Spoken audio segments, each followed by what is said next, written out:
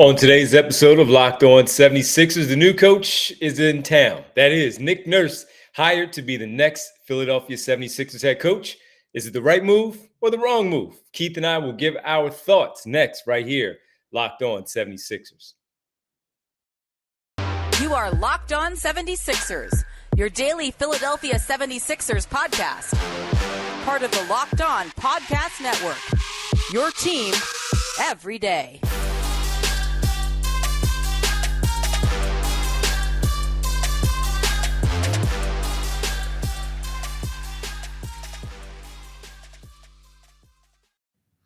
Today's episode is brought to you by PrizePicks. First-time users can receive 100% instant deposit match up to $100 with the promo code LOCKEDON.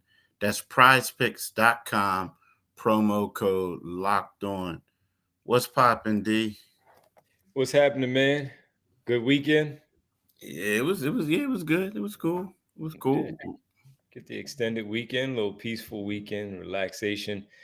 We hope everybody enjoyed their Memorial Day weekend and get set to get right back at it for work. We got to thank you, of course, for joining us. We welcome you to Locked On 76ers. I'm Devon Givens from 97.5 The Fanatic Radio in Philadelphia, alongside my co-host and partner, as always, from The Enquirer and TheEnquirer.com Sixers beat writer Keith Pompey. And we thank you again for making Locked On 76ers your first listen every day. And remember, Locked On 76ers is free and available on all platforms, including right here on YouTube at Locked On 76ers. Well, Keith, we have a lot to get into. We've been waiting for it. They said that they were going to take their time. Daryl Morey said, as far as hiring a head coach, well, didn't take all that much, that long, because they finally have their guy. Nick Nurse is the man, the new guy to come into town and lead the 76ers and maybe get them to that final destination, which is that NBA Finals appearance. He has done so already with the Toronto Raptors. We'll get into that, see if he is the man to get them over the hump. Also, a big part of it, no matter what you feel about the coach, it was always also going to be about Joel Embiid, the superstar, the MVP, how he felt about the new candidate coming in. And, well, Keith has a little bit of information on that. We'll get into that in the next segment. But first, let's start things off, Keith. The Philadelphia 76ers hiring former Toronto Raptors head coach Nick Nurse, according to ESPN. And then you were able to, of course, get some information on that. You were able to confirm that. Nick Nurse was my choice, Keith, as we talked about it often, as Doc Rivers was eventually removed from his position. We talked about it a bunch. And as we got into it all, I made it very clear that while I do not have a vote in this, just doing what we do and predictions and all, I thought that Nick Nurse was the best one out there for the job for the 76ers. He finished his career with the Toronto Raptors, amassing, Keith, a record of over the course of, 6 seasons with the Toronto Raptors? 5 seasons. 5 seasons with the Toronto Raptors. Nick Nurse picked up a lot of wins, a championship, coached a lot of different teams, man. And again, I just like the idea of him coming in, leading this franchise, and potentially getting them over the hump and seeing if he can get through to them as the new leader of this team. Now, there's going to be a lot that is discussed with this. Was this the right move in the first place? Should they have gone in a different direction? All things there that, of course, you can get into. But for me, a good choice overall. And once again, a record of 227, 163 with the Raptors, winning the championship with the Toronto Raptors, going through Philadelphia in that season, the 2018-2019 campaign. And I look at this one, and Keith, I like the idea of Nick Nurse on its face of the new guy in charge. Yeah, there's always optimism when a guy comes in. You know what I mean? But there's also some people saying, hey, they hired this guy. He's a retread, so to speak. But me personally, I kind of like the hire. I mean, I like it because I'm looking at these other candidates, and the whole Monty Williams thing. It was one of those things where, is he going to take a year off? Is he not going to take a year off? I felt like he would have been a good candidate. But outside of that, I looked at other guys and I just felt like they weren't the right guys for the job right now. Like Budenholzer, he's a guy who won championships, but he doesn't really get the credit. Frank Vogel, he's a quality guy, quality coach, but I don't know if he was on that same level as Nick Nurse, right? And when you look at the problems that the 76ers have right about now in regards to no one expects James to come back, right? So they're going to have to be a little uh, creative on how they get Maxi the ball, how they get Joel the ball, how they get do things. And you felt like Nick Nurse is the right guy for it. The one thing is there are some people who are saying that, yeah, but look at it, Keith. They only went 41-41, but you got to remind people they won 18 of their last 29 games of the season. In addition to that, it was like they had a lot of injuries. The morale was down for most of the season because just about everyone on the roster felt like they were going to be traded. And after the trade deadline, they basically went on to another level. Not only that, it's one of those things defensively, they were a top 5 defensive team too. So there's a lot of things that happened with this team this year, talking about Toronto, that was a little positive, even though the team was 41-41. And I felt like the uncertainty of his job and everything like that kind of led to him losing his job. Basically, he didn't really want to be there anymore, and they had to let him go. So, I'm with you, man. I feel like this is a good job, a good hire, rather. The team still needs some work to do, but at the same time, when you look at the other candidates, to me, he was the best guy for the job.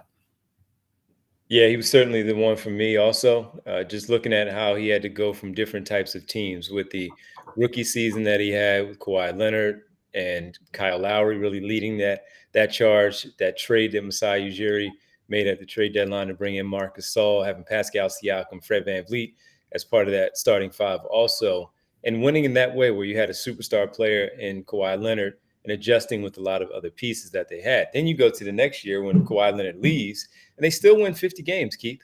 Kyle Lowry and Pascal Siakam again stepping up in a big way. Fred VanVleet really establishing himself also coming off of the championship.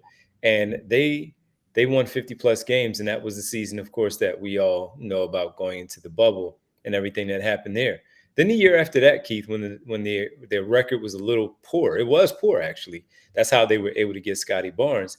Keith, remember they lived basically on the road in what was it, Tampa, because um, because of the COVID restrictions, you still couldn't go into Canada, and they did that. He comes back the next year again with Scotty Barnes in the mix. They make a nice run. They get into the playoffs. They play the Sixers. They push the Sixers to 6 after being down 3-0 in the series. And this year, you're right, it just went in a different direction. But I say all that to say that there was a lot that was dealt with. He also found ways to win with different lineups and adjust to what he was able to have because of what his general manager put together as far as personnel on the floor. And he can, as you mentioned, there's some things out there about him being a somebody who's very hard on his players, very tough, and that can wear on you a bit. So with that, that is a piece that, of course, is going to be very interesting to see with the collection of players, the group of players that are here in Philadelphia, changes or not. The core people, at least from Maxi and Embiid, we know will be here or we think will be here. So that's going to be a challenging part for him and for them to see how they absolutely fit in. But all in all, I thought this was the right choice. Of all the names that were out there, he was the one that was at the top of my list. Frank Vogel was second because of the just the different style, the homegrown guy that he is, coaching stars in the past. He was my second choice. So of all the names that were out there, Nick Nurse, I feel like was the right guy. Yeah, you higher on Frank than I am, but it's all good. Yeah. I mean, I those was, names are going to fluctuate anyway, whether it was Monty Williams second, Sam Cassell second, Mike Budenholzer, whatever. I was intrigued by the Frank Vogel possibility in the event that it did go in that direction. But we don't have to worry about it because Nick Nurse is here. Frank Vogel is still out there maybe being hired by one of these other teams. The most important piece of it all, once finding that head coach, outside of the James Harden piece, Keith, is the franchise player and the MVP of last year. That is Joel Embiid. They've had their battles as two opponents going at it, player and coach, over the course of these years, and they've said some things publicly through the media about both of their jobs. The player talking about the coaching job the other way, and the coach talking about defending the player. Well, now they have to join forces, Keith, and get this thing righted so they can get to the NBA Finals potentially. We'll talk about what you were able to find out about a conversation that Embiid and Nurse had to make this hiring actually go through. We'll get into that next in our next segment right here, Locked On 76ers. Yeah, let's talk about Prize Pick, right?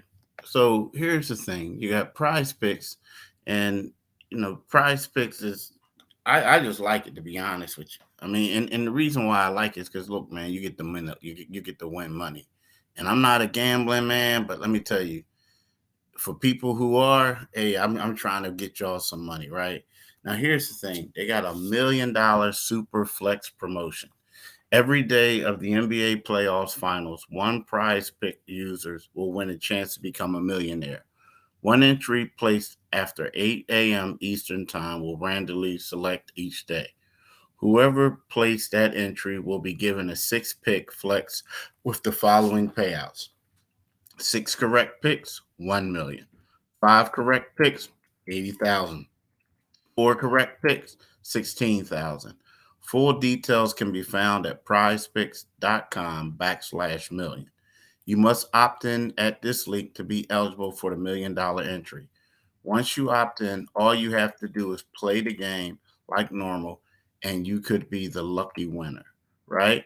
So now here's tonight. Tonight, well, once the championship starts, I'm taking Nikola Jokic to score more than 26.5 points. I'm taking the Joker to have more than 7.5 rebounds. And I'm taking the Joker to have more than 9.5 assists, right? Yep, I'm sticking with him in the NBA Finals, right? What you do is you pick 2 to 6 players, and if they will go score more or less than their prize projections, you can win up to 25 times your money on any entry. There's no competing against other people. It's just you and the projections available. Prize Picks offers projection on any sport that you watch. That includes NBA, NFL, MLB, NHL, all the pro sports, and even college sports, right? So what you do is download the PrizePick app or go to prizepicks.com to sign up and play daily fantasy sports.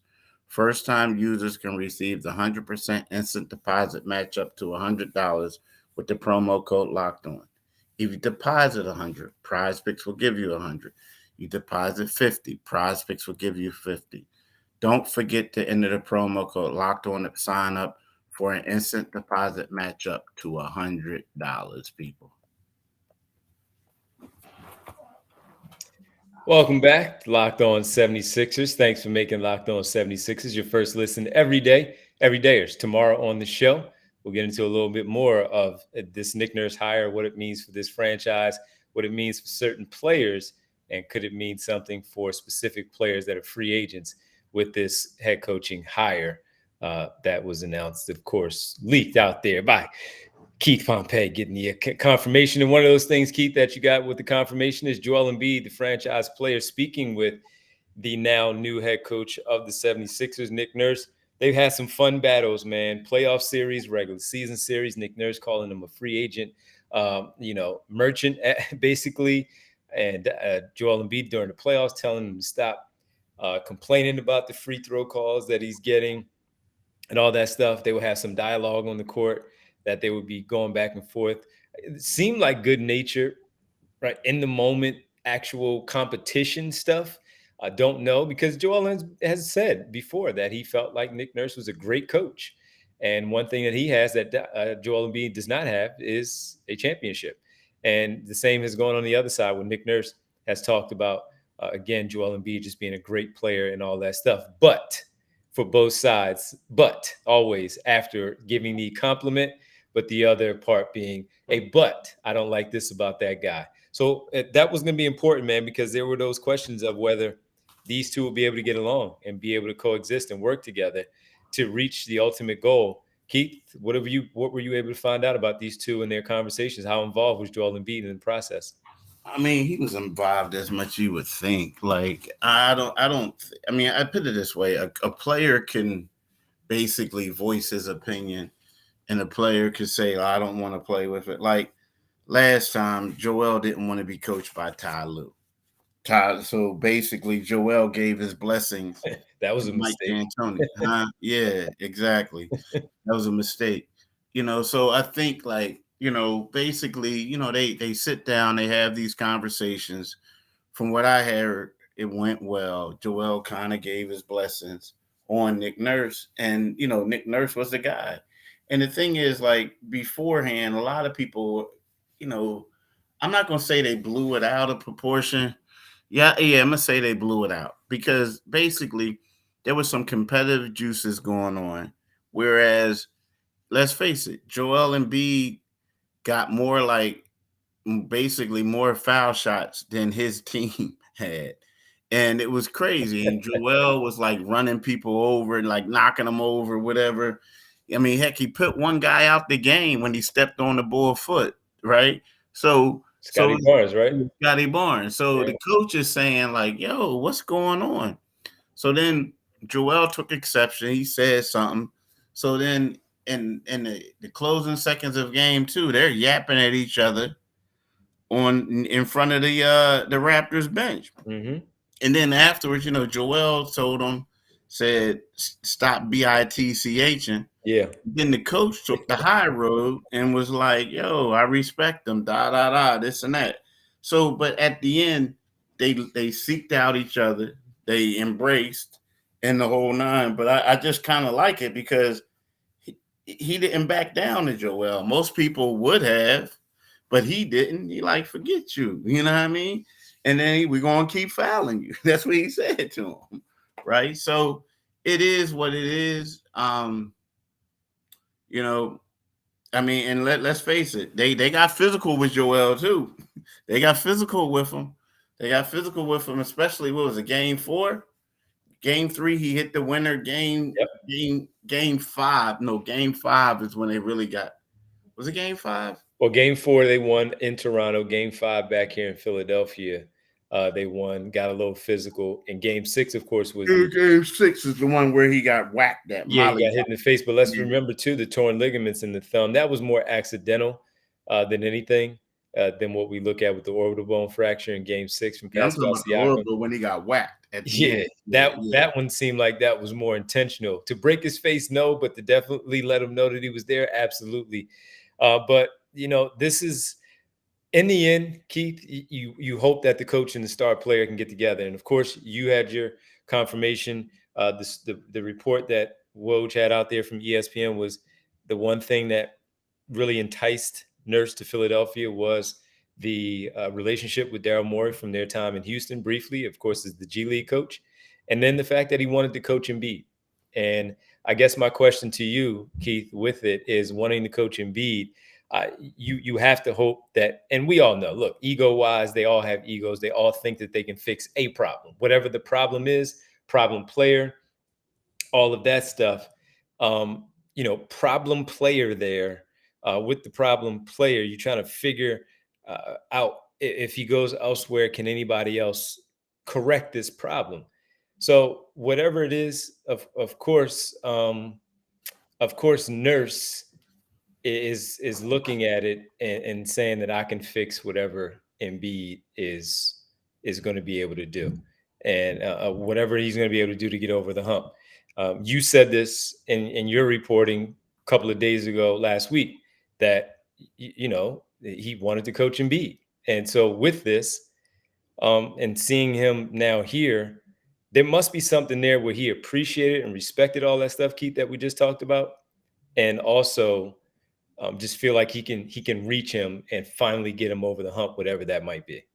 I don't know. I mean, yes or no. I mean, I think more of it got to do with Daryl, his relationship with Daryl.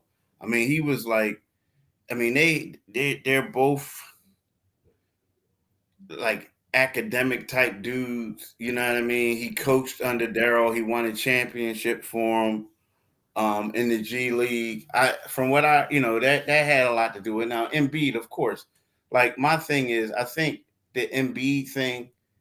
I'm not going to say. I mean, he said that, but I also think that that's no different than you got Kevin Durant on the roster, or you got, you know what I mean, Kawhi Leonard on the roster, Jimmy Butler on the roster. Like they all say that they want to coach these type of guys. And you look at Embiid, Embiid is the biggest, baddest center in the league right now. I mean, Joker, Nikola Jokic is a phenomenal talent. But when you look at Embiid, you say to yourself like, I want to be able to uncork this guy. How can I get him and stuff and different things? I mean, when you look at Nick Nurse, he's just an unconventional coach. Like he was raving over how Doc had him at the nail and was just like putting him in situations where he'd be able to dominate. Like these are the type of things that Nick talks about. So with that being said, yeah, it's like, I mean, it's one of those things where I guess he just wants to coach him. But again, like I'm not trying to like diss him or nothing like that. But they all say that. You know what I mean? They all say that. Like, oh, I want to go here and coach. Believe me, everybody wants to go to coach a team that has stars, right? Like they really want to coach a team that has stars. You don't want to go somewhere where you ain't got a star, a type of guy, and it's like, I think I'm a stay unemployed for a year, collect this money, nah. So yeah, I think the main attraction was Embiid is good, but I also think coaching under Daryl because you had success as the G League coach for the Rio Grande Valley Vipers. That was intriguing, and the Embiid thing helped out because let's face it, I mean, there's some other teams that got better top to bottom rosters that he could have gone to. All right. Well, next up, how is he going to get this one over the top? And that's the other next thing that's huge and important, of course. If this guy can get this team over the hump that both Brett Brown and Doc Rivers were unable to do, can Nick Nurse do that? Keith reported on all this stuff late last week and into the weekend, and glad that it worked out that way. Of course, Keith, you get love, of course, from all the work that you did and this coming down on this Monday of sourcing all that stuff out. So we'll get to it on the other side of how they can get this done. Is Nick Nurse, what is he going to do any differently to get this team over the top? We'll talk about that next final segment right here, Locked On 76ers.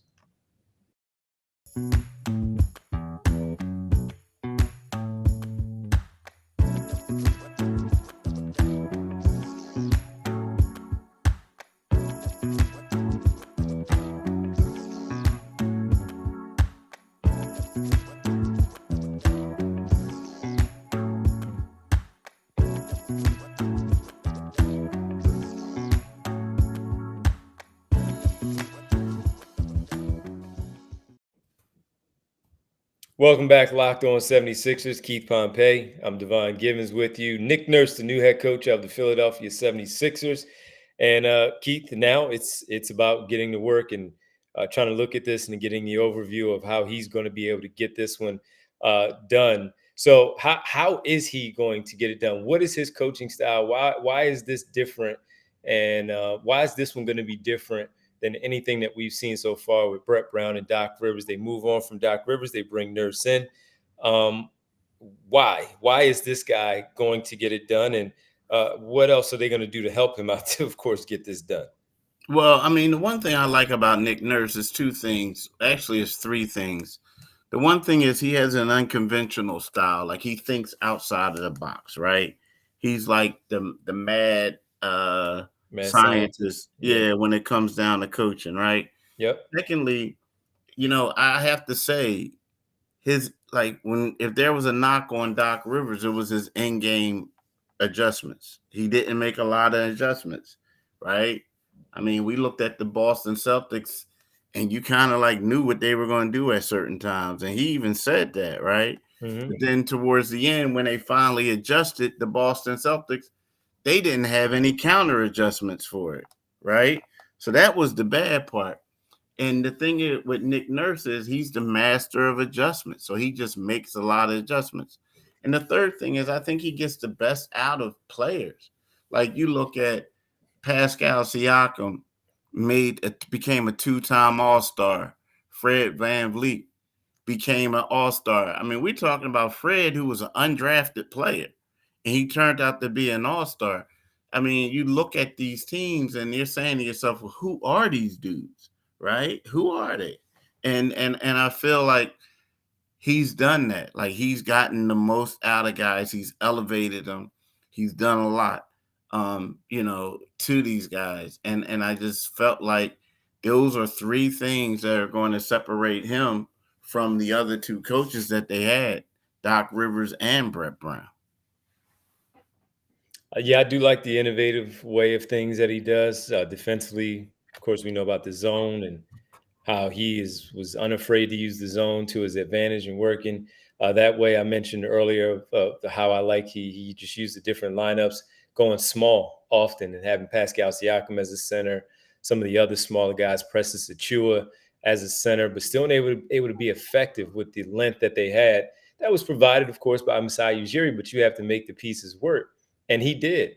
And he, as you mentioned, helping develop players into all-stars, and those two, Siakam and Fred VanVleet. I do have to ask you this, though, because one of the knocks that it seems like it was that way late was not playing the young players enough and not developing, in the sense, really, Scotty Barnes from year one to year two, and not being close enough to know what exactly happened there. That could be the coaching staff. He's playing, so it's not as if he wasn't playing. Could have been the player not taking things seriously enough in the summertime. Who knows? I have no idea. But that was one of the knocks from last season, that things kind of went sideways because lack of player development and the voice got old. When you look at a case like this one here, the only young players there are three young players that really matter: Maxey, Reed, and Springer. And hopefully we get to see Jaden Springer a little bit more. That's not nothing, right? That's not something that you ignore when talking about young players. The good part about Maxey is he has at least already established himself as a core piece. What that means going forward, we don't know, but he's a core piece. That said, Keith, when you see those reports and you hear about that, what do you think about the development and all as far as Nick Nurse goes when you think of those players? I mean, you know what? It like the thing is, I guess that's to be determined, right? You know what I mean? Like, because, they gotta take those steps their own self too. Like, I mean, we're talking about guys like Jaden Springer. Yeah, hopefully he'll get the opportunity. He's a young guy, but they got to go out there and prove that, you can play beyond just late season games where you resting the starters and you can be that contributor. So those are the things that they have to show that they can do. And the thing is, it's like, yes, he'll make you better, but these other dudes that he had, they just had that gut, that grit, and they were determined to stay in the league. So those are the things, you know what I mean? They got to show that they're going to be in the league, you know what I mean? But you know, my thing is they should get opportunities. They should. And I think Jaden will get opportunity to show what he can do, but the bad part about Jaden is I felt like he would have been better suited getting the opportunity sooner. I mean, there were certain guys on this team that were veterans who got playing time, but they couldn't D the way Jaden could. Jaden Springer, we were told he can't shoot. Well, he looked like he could shoot to me in those last two games they played in, right? So it's like, now again, he worked on this game in the G League, but I just think that when we talk about guys like them, they're pretty good. But I look at guys more so like a Shake Milton or, maybe a Furkan Korkmaz who probably won't be here, but guys like that who could probably show what they can do. Because let's face it, you got to work some magic. I mean, there were so many guys on that Toronto Raptors team that you never even heard of, but they got out there. They were long, they were athletic. They turned out to be pretty good defenders, 3-and-D type guys. So those are the ones that I really look at and look for. But I think Jayden is a matter of Jayden getting into the lab and showing everybody he deserves to be out here. Jalen McDaniels is the other one that if he does come back that'll be important too, with his development with this team, coming back on a new contract with a new coach, maybe a new opportunity for him from day one, training camp and all, and seeing what he can do under this new regime. Well, that'll do it for us. Keith Pompey, Devon Givens, we thank you all for making Locked On 76ers your first listen every day. Every dayers. Tomorrow on the show, we'll get into a little bit more about what we've been able to unearth and look at the new era of Sixers basketball, the Nick Nurse era, as things get underway going forward. Keith, do you mind letting good folks know where they can find us? Yeah, you can find us on anywhere you get your podcasts at. You can get this podcast. It's free and available. You can also go to our YouTube channel on Locked On 76ers. And when you get there, click on that Liberty Bell and you become a new subscriber. And then you can listen to my man D tonight from 6 to 10 p.m. on 97.5 FM, the Divine Giving Show. And you can read my stuff at enquirer.com. But you can also follow us on Twitter. Follow D at DivineG975 and follow me at Pompey on Sixers. All right, man. Thank you. Thanks, everybody. Welcome back from the weekend. Hope you had a good, safe one. Weather cooperated, all that good stuff. Time to get back at it. And we hope that we made things a little bit easier for you today. Talking about the Sixers, new coach, Nick Nurse in the fold. Keith, thanks, man. Talk to you tomorrow. All right, my man. Peace.